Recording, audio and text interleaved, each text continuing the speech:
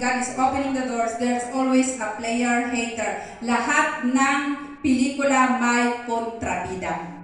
Amen? Amen. But anong gagawin natin pag darating ang mga bagay na ito? Amen? So, tingnan nga natin ang nangyari sa Nehemiah, kay Nehemiah, when Sanballat the Horonite and Tobiah, Ammonite official heard about this, they were very much disturbed that someone had come to promote the welfare of the Israelites. Sige nga, may isa pa. Okay, hindi pa yan. Next. Yung mga maraming, but when Sanballat the Horonite, the Amorite, and the Arab heard about it, they mocked.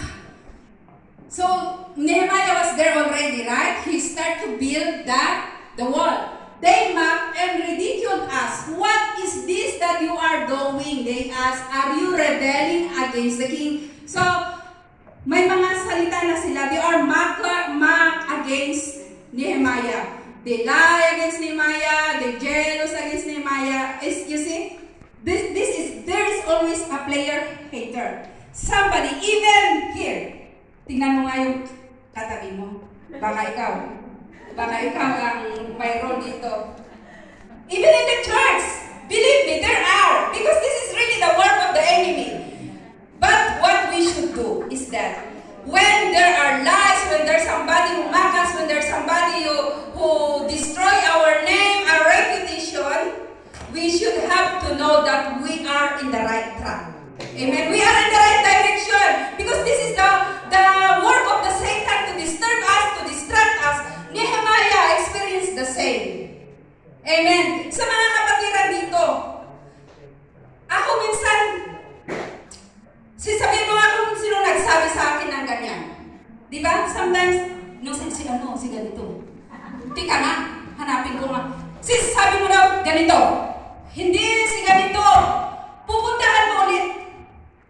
Ganun tayo, diba mga kapatid? We spend our time, effort, to trace who did that, who make a lie, who mock, who destroy our reputation. Why not just stay firm?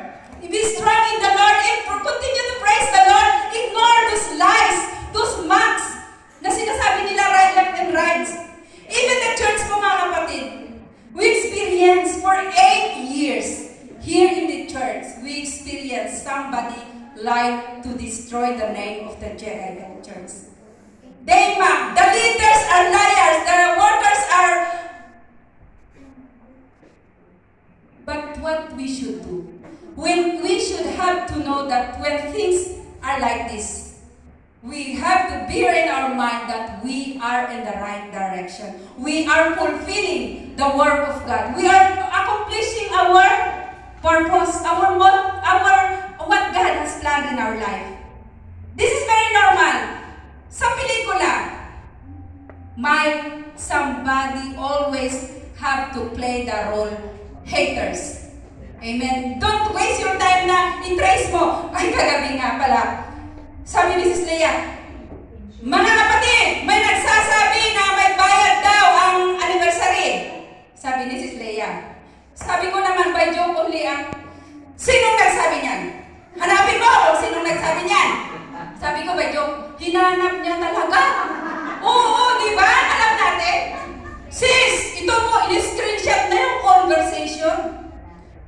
Mga kapatid, wala pong bayad ang anniversary natin. Libre po. Kung may narinig kayo dyan na may bayad daw pag mag-attend ng anniversary, wala. Libre yan. Everybody's welcome. Invite your friends. Amen? Amen. Libre yan. Kaya, sabi ko kay Liz, naniwala naman talaga siya. Trace mo nga kung sino. Naniwala siya talaga. Trace niya. So, it helps naman para nalaman natin at this is the time for me na sabihin na the anniversary is libre. Amen. Okay, let's proceed to the last dahil